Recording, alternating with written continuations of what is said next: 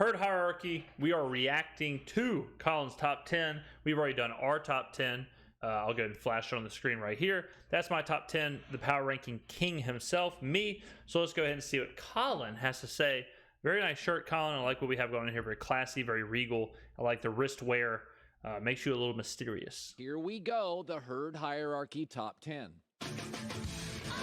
Herd hierarchy. Time is now. Let's go. The top Let's go. 10 NFL teams according Okay, to Colin. let's do it.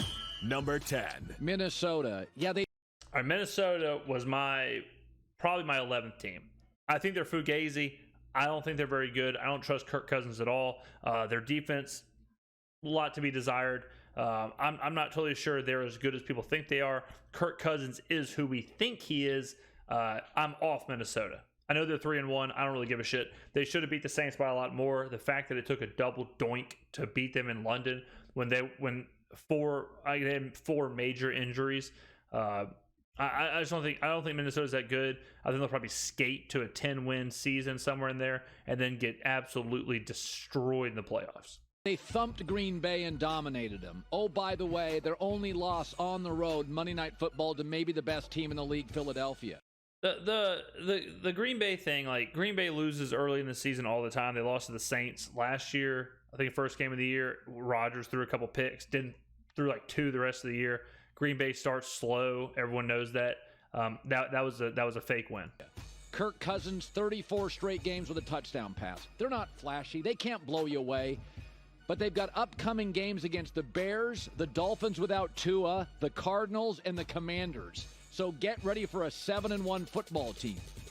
Yeah, I mean, I don't know. I don't know how you can say, like, I just don't know how strength of schedule like that can be a factor in this ranking system. I mean, if they're 7-1, I'll tell you this right now: bet against the Vikings, because they are not a 7-1 kind of team. Again, I think there is a ceiling and there are limitations. But yes, the personnel offensively is excellent. Like Garoppolo, they have a guy that can get it out quickly. I have the Vikings, who thumped Green Bay at. You know what's interesting about the personnel thing? Who? Because he's just talking about Justin Jefferson. Like, Dalvin Cook is barely ever on the field. Madison might be the best running back on the team. So if you take away Dalvin Cook, right? Let's replace Dalvin Cook with Jeff Wilson. All right, like the 49ers have. All of a sudden, is their personnel that good? Or is their personnel just Justin Jefferson? Is everyone just so enamored with the gritty that he's making up for the rest of it? Is Adam Thielen this like great personnel you're talking about? 10. Number 9. Listen, again, the Jaguars got housed in Philadelphia. It's not the end of the world. Excellent front seven, all sorts of weapons. Trevor Lawrence, 3 straight games with multiple touchdowns. It's not a work of art. They're young. They make mistakes. They're getting better. I like Jacksonville. I had them in my top 10 last week. Jacksonville, DVOA-wise, the numbers, definitely a top 12 to 13 team, certainly.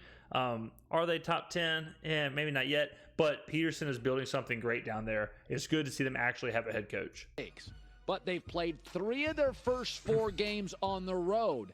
Now they start to get some home cooking against the Texans and the Giants. And they should win the division. I'll say that. If you were to ask me right now who the best team in the AFC South is, or who my pick to win the division is, I would say Jacksonville. I think they're better than Tennessee. I think they're better than Indianapolis right now. The Broncos and the Raiders.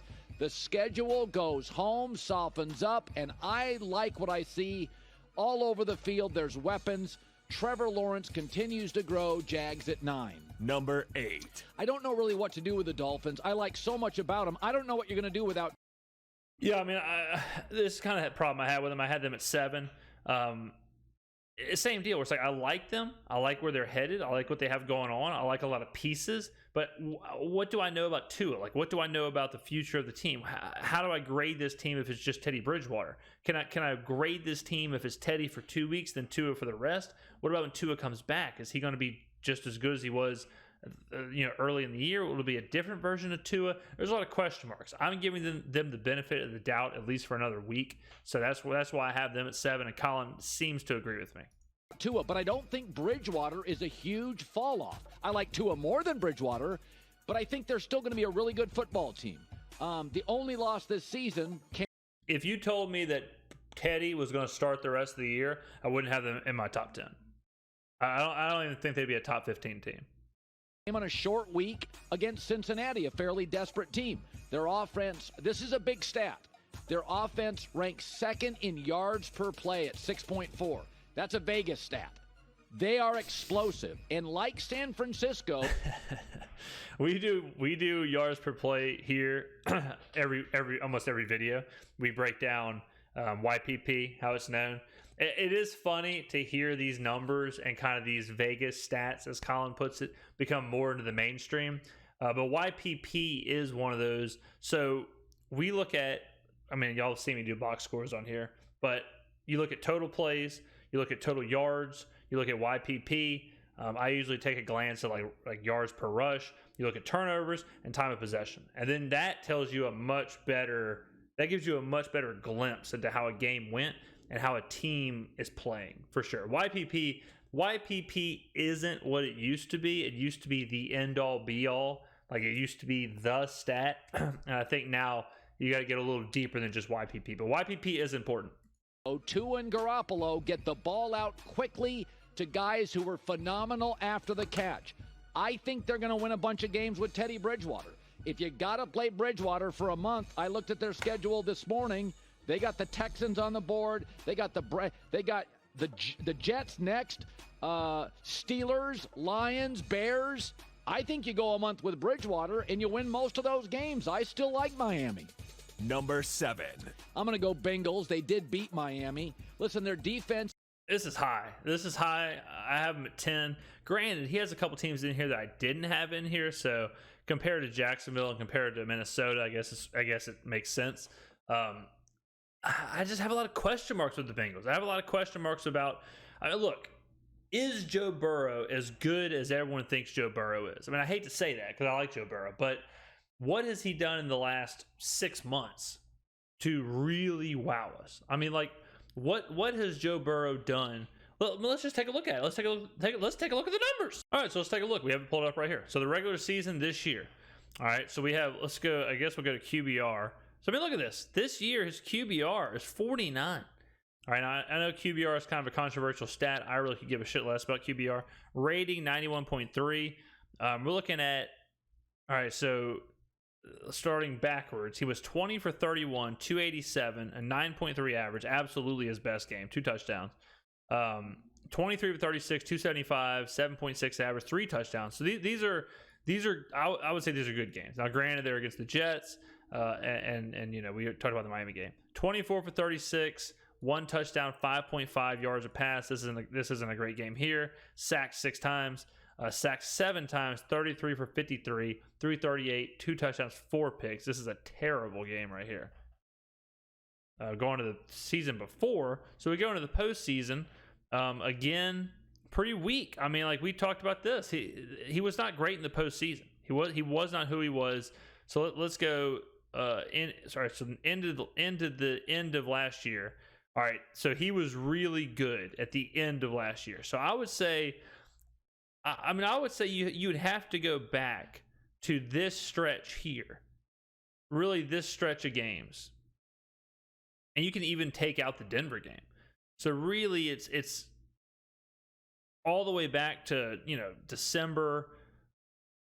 The end of December 21 is when Joe Burrow was doing like full on Joe Burrow things right here.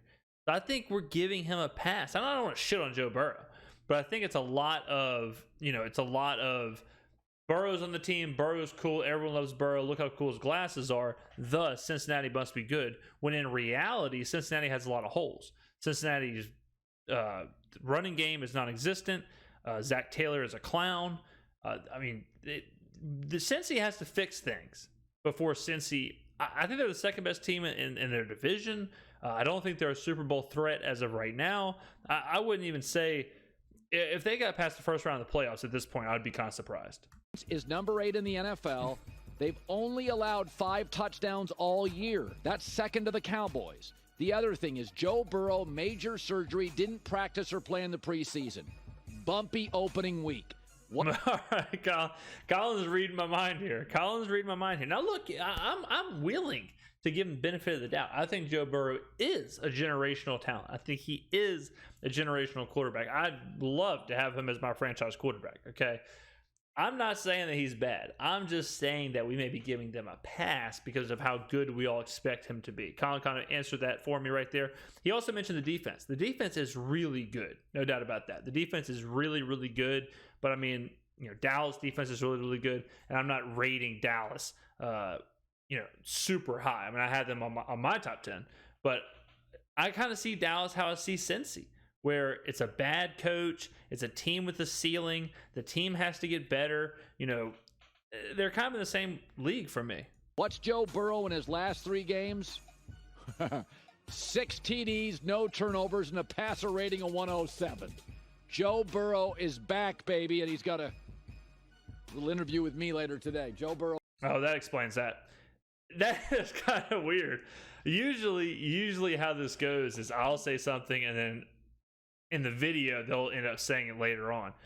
I've never had where I make an argument and then the video, it was almost like we're in the same room. I mean, it was almost like we're in the same room right there. That was pretty interesting. Burrow's back. Number 6. The weirdest team in the league is the Ravens. Okay, first of all, they've lost 5 straight games at home. Yeah, I mean, I think Baltimore's good. I think Baltimore's really good. I have them kind of lower in my power ranking. They are such a weird team. I mean, they really are, because they're so dynamic, they're so good, and they're so powerful, except when they play really good teams. Then they're kind of pedestrian. Then you see them play kind of middle-of-the-road teams, and they look like the best team in the NFL with the most explosive offense, and Lamar looks like the best player in the league. But I just don't know if that's real or not. And their back end their secondary is not very good. And I mean, they're blowing games. Like, they're blowing games. They should be 4-0, right? They're 14 seconds away from being 4-0. They've lost 2 games and they've trailed this season by a total of 14 seconds. So they should have a much better record. They should look better. What's making them blow these games? What's making that happen? I need answers. Huh? Baltimore's always great at home. Secondly, their defense has the most takeaways in the league, but the worst pass defense in the league. Turnovers is another Vegas thing. Turnovers are random. Turnovers you cannot count on. Turnovers you cannot expect like the next year. So last year, go ahead and take whoever had the most fumble recoveries and who had the most interceptions from last year, and then just track them this year. It's not something like rushing yards or passing touchdowns or home runs or whatever, or something that's consistent. Turnovers are so random. Honestly, rarely do I look at turnovers as far as like ranking a team, because they're so random. If a team is like good in takeaways, you can't quantify it. It's almost like a nothing. Like he just said, they might have the highest turnovers or force the most turnovers, but they also have the worst pass defense. That a lot of the times that happens where teams are routinely trying to jump routes, routinely over aggressive, routinely reckless, which leads to, I guess, more forced turnover opportunities. But yeah, it leads to bigger plays given up. So I mean, turnovers are one of those stats that sound good, but I think borderline useless. They're great in the first half, not in the second. I find them a weird team. But I love the staff. I love the owner. I love the front office. I love Lamar Jackson. They can win any game and lose any game. But how about like grading a team and being like, I love the owner? They are a strange team that suddenly now is better away from home than at home. I thought they were better than Miami when they played. They just had a bad last 8 minutes. I have the Ravens at 6. Number 5. 49ers. Their defense leads the... Oh, I love this team so much. So I had him at 4. Colin's with me. He knows what's going on. Look, here's the deal. The 49ers probably have the best defense in the NFL. Certainly top 3, and they ain't 3. If Jimmy can just be good Jimmy. He talked about Minnesota's personnel. I'll go ahead and ask you this. Who would you rather have? Whose offense would you rather have? Would you rather have San Francisco's offense with Jeff Wilson, Brandon Ayuk, Deebo Samuel, George Kittle, or would you rather have Minnesota's with Adam Thielen, Justin Jefferson, Dalvin Cook sometimes? I mean, who would you rather have? I think I'd rather have San Francisco. They are underrated, undervalued, and God, just wait for Jimmy to get up to speed. He didn't have a training camp. He didn't have practices. He didn't have preseasons. As a matter of fact, he was exiled from the team like he was singing in the jungle with Timon and Pumbaa. All right, he was kicked out of Pride Rock. He was gone. All right, which is ironic being in San Francisco. You know what I'm saying? But this Frisco team, I think, is the second best team in the NFC, right behind Philadelphia. NFL in the scoring defense, only team holding their opponents under 4 yards of play, only team that's not allowed a touchdown in the first half this season, and they are physical. I mean, they pushed the Rams around. They always push the Rams last around. night. These guys, I got to tell you something. I love them. They're my favorite team in the league to watch. There That is we my go. favorite kind of football. Let's Big, go. Tough, Big, physical, tough, dominating, in your kitchen. Beautiful. Trent Williams gone at left tackle. Ooh, that's another thing. Trent Williams is gone. He's not even there. Trent Williams is the best offensive lineman in the NFL, and as far as I'm concerned, the only lineman in the NFL that could factor into like a power ranking handicap score. You know, like if I'm saying, oh, the Niners are 2 points better than blank team, if Trent Williams is out, I may bump it to like a 1.75 kind of situation. He's that good. So I can't put them higher for a month, but I'll have them at 5. Number 4. Listen, I don't care. The Bucs have lost back to. Okay, I had the Bucs high as well. We're on the same. Okay. We both understand. Bucs are getting healthy. The Bucs are back. The Bucs are peaking. The Bucs are going to be good. The Bucs are going to continue on this upward trend. Tom Brady is getting a divorce. In my opinion, that is going to remove the distraction. It's going to make him get more in line with football, more focused in football. That's what this team's all about. I think the Bucs are really good. I don't like Todd Bowles at all. If Evans, Godwin, Gage, Julio, if they're all available, Lenny, Tommy, if all the boys are there, Cammy B, if all the boys are there, yeah, this team's really, really good. This team's gnarly. Are they Frisco? I'm going to say no just because I have a ticket on Frisco, but they're right there, ladies and gentlemen. Back to Kansas City and Green Bay. Now they have all their receivers. Listen, they've got the Falcons, Steelers, and Panthers coming up. So the 2-2 Bucs are going to be the 5-2 Bucs. They've got their players back. Brady leads the NFL in touchdown to interception ratio. It is remarkable. They're competitive with Kansas City and competitive with Green Bay, considering the hemorrhaging of players on the offensive side. I agree with that with Green Bay. With Green Bay, it's like, man, damn, they really probably shouldn't be in this game. Even though it was kind of not competitive until the very end there. With the Chiefs, that was more of like Tampa's relatively healthy, but they're just what it looked like to me was, hey, all these guys are kind of back, but we haven't played together, so we're kind of rusty. But yeah, the fact that it was a 41-31 game with all they went through, you know, they were displaced, they were practicing in Miami, they were traveling funny, they were with their families, they had their pets with them with the hurricane. You know, that I do agree, like that's one of those losses where it's like, damn, man, Tampa, they still got some juice. This isn't the same Tampa that was 3-3 to the Saints. This is still, I watched that Kansas City game and I thought, once they get healthy, up and running, you don't want any piece of this team, in the NFC especially. Number 3. The Bills. Listen, I actually thought about going to get a ticket on Tampa as well to win the Super Bowl, to have Tampa and Frisco and kind of corner the NFC, but we'll wait and see. Still lead the NFL in point differential, yardage differential. So I had the Bills at 3-2. Colin is seeing the same thing I'm seeing. They're not the gladiator dominant team that we thought they were, the 17-0 Bills, the who's going to beat the Bills team. They're way too Josh Allen dependent. Josh Allen is getting into that funk where it's like he's either running or slinging it to Stephon Diggs. Gabe Davis has to get involved. They have to spread it out a little bit. I do like the Bills a lot. They're just not as great as we thought they were. And if that's the case, they're going to have to prove it to me that they can win these big games. The game against Baltimore, coming back and winning a tight game like that, I think is so much better for them than winning a 28 or by 35 points or something. It's way better for them to win in that style and get used to those close, grind out wins that has eluded them. You know, they haven't won a close game until Baltimore in a long time. So they need to pick up some more of those, I think, especially on after a tough game against Miami. So that was a big win for me, but Buffalo has to get I think Buffalo's kind of like Baltimore, where they can look otherworldly and then they can look inept. They got to find their rhythm. They got to find their balance, kind of like KC, where even when they're not looking good, they still do their thing. They can still squeak out wins. And Buffalo's learning how to do that. They've outscored opponents 44-0 in the third quarter, which means their coaching staff is great with adjustments.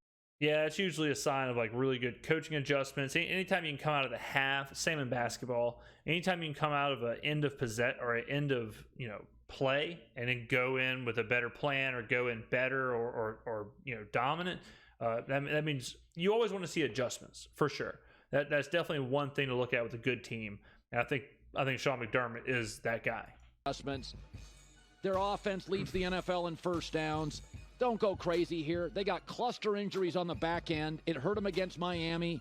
I think my favorite thing with Buffalo is what he just mentioned, is how good they are at getting first downs. Like the game they lost against Miami, I think they had like 11 of 13 or 11 for 14 or something on third downs. Like they pick up first downs, and that's so important. They are real good at moving the chains. To me, that is a huge green flag for an offense. Hurts them against Baltimore. They're missing 3 of their top 4 starters. They've got injuries all over the secondary and D-line. I do think their lack of a running game outside of Josh Allen, they will pay the price for that probably in the postseason. But they're an avalanche coming downhill. You don't want to be a skier when they're healthy. I like the Bills a lot at 3. Number 2. Philadelphia. Only... Ooh, okay. Big Colin goes KC at 1. So I had Philly at 1, KC at 2. Philly's amazing. I think Philly's awesome. I nothing negative to say about Philly. Jalen Hurts is the MVP right now, to me. I mean, that's how I look at it. Remaining undefeated team. 36. Oh, and this too. Their schedule, if he's talking about their schedule, the Eagles have the easiest schedule ever. The Eagles could easily 14-3, 15-2. Big plays. This is the mythology of Jalen Hurts. Well, here's the mythology. The mythology is that he's a running quarterback. He's a running back who can throw. The Eagles just run. Here's the truth about Jalen Hurts. He throws the ball. I made this comparison last week. He reminds me of Russell Wilson, where he can run, but he can throw a beautiful deep ball. He can take the top off a defense. He can really stretch the field. He can really push the ball down the field. He's just such a better passer. I mean, Jalen Hurts is a special kind of player right now. He's the kind of guy, I mean, I don't want to overreact, but right now, he looks like the best versions of Cam Newton mixed with the best versions of Michael Vick mixed with the best versions of Josh Allen. Like, he is as dynamic of a runner as you can find in the NFL, while simultaneously being an above average to elite level passer, specifically pushing the ball down the field. He doesn't throw the ball down the field. They lead the NFL, not the Chiefs, in big plays, 36. Guys, do I do it or do I do it? I mean, I have no notes, no producers, no nothing. I mean, I'm just in the spare bedroom, letting it rip. And I'm just firing this thing off. Colin's got Jason McIntyre staring at him. He's got writers. He's got people. After this, I got to turn all the lights off. I got to turn the camera off. I got to edit the video. I got to do it all. I'm a one-man band. The fact that I'm just tossing this stuff out just off the top of the dome, and then these guys getting paid the big bucks sitting in LA doing this, it blows my mind. Their O-line and D-line, maybe the best O-line, D-line combination in the NFL. They take the ball away. They've got 9 takeaways. Here's a fact. Their offensive line is the best offensive line in football, and certainly probably the best run blocking offensive line in football. They scheme very good. They take leads on you. Their second half offense has been hit and miss, but I think they're real. Nick Sirianni shocked me. I've never been more wrong on a head coach after a bumpy press conference. I love watching them play like the Niners. They're physical. They're super fun to watch. They're probably, outside of the Niners and the Saints, obviously, they're probably a team that I like watching the most. And with no rooting interest. I mean, I have no tickets on Philly. I have no tickets on Jalen Hurts, MVP. None of that stuff. They just play. They're just a really, really fun team to watch. They're in your face. They make you uncomfortable. Philly at 2. Number 1. I don't know how long I'm going to have them there because their schedule stiffens, but I'm going to give it to the Chiefs. The number 2 scoring offense, the most creative offensive coach in the league. I'll tell you this about the Chiefs. And I was thinking about this Sunday when I was watching the game. This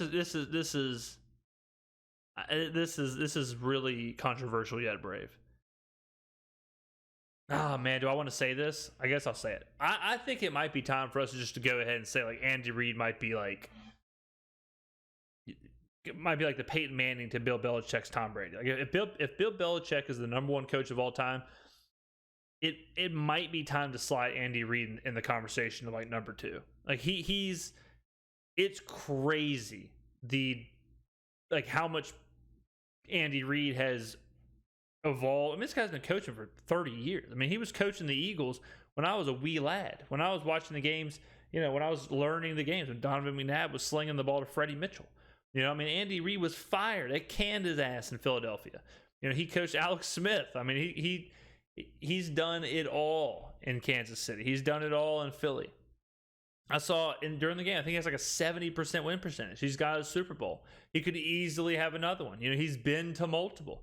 I mean, Andy Reid, it might not be crazy to think that he is like undervalued or underappreciated. The coaches you always hear about, the Bill Cowhers and coaches like that, Mike Holmgren or whoever, but John Gruden, Tony Dungy, Andy Reid is so far ahead of those people. To me, it's like, all right, you've got Belichick. People are going to throw Walsh out there. I guess Madden. They'll probably throw Madden out there. But Reid has got to be in the conversation. The best quarterback in the league. Their defense, impossible to run on. Their defense is flat out great. Forcing you to throw the ball. Now, the bad news is they're giving up a lot of yards over the top. You can throw the ball on this team. And they got to clean that up because they're going to lead most of the games they play late. So that pass defense is going to be on the field in the 4th quarter in the playoffs.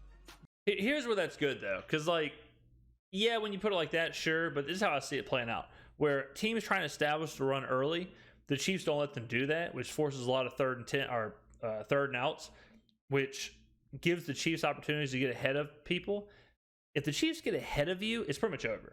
I mean, you saw that with Tampa Bay, where in that game, once the Chiefs got up, you can't stop the Chiefs enough to come back. So if the Chiefs get a 10-point, 17-point lead, it's pretty much over. I mean, unless you really figure something out, it's very difficult to mount some huge comeback on the Chiefs. So that's where I think that run defense really comes in handy. It comes in handy like it's a pocket knife or something. Is early in the game where you just snuff out the other team. The game can be over before you realize it, a la Sunday Night Football against the Bucs. That's the only thing I don't like about it. Their pass defense right now is not tight. And they could, by the way, the key is, and they're really a smart organization, they're willing to give up yards through the air. What they won't allow anymore this year, they will not allow you to keep the ball away from Mahomes. So their run defense is much better. So if you got to throw and beat them over the top, okay. But you can't play keep away from Mahomes in this offense. It's very smartly run. I think, let me look right now, they're the best rush defense in the NFL. That is a really good sign. Hi, everybody. Thanks for watching. No problem, pal. So there you go. Pretty, again, we're kind of on the same page. This is probably the most different our top 10 has been. God, Sean Payton is looking, Jesus, Sean, he's looking rough here. What is this in like is he a prisoner of war here? Was he kidnapped? What bunker is this taken from? Sean, get an ice pack for your eyes, my guy. Jesus, drink a glass of water, get some sleep. Lord. I think the back end of Colin's list is certainly the big difference. We pretty much had the same top 6. The Minnesota, that whole stretch there, the Minnesota Jacksonville, I don't see it. I don't see it right now at all. Certainly not Jacksonville. Yeah, I guess they're about the same. I guess Cincy and Jacksonville, but he's got a lot more love than I do for those two teams. But it's not far off. I mean, like Minnesota. Did I say Cincy? Minnesota and Jacksonville. I mean, I say he has more love than I do for them, but if he's got them at 10 and 9, I probably have them at 11 and 13 or something like that. So it's not too far off. So appreciate it, Colin. Thank you very much, guys, for watching the video. No one does it like I do it. The king of content. Everyone else is really just kind of trying to keep up.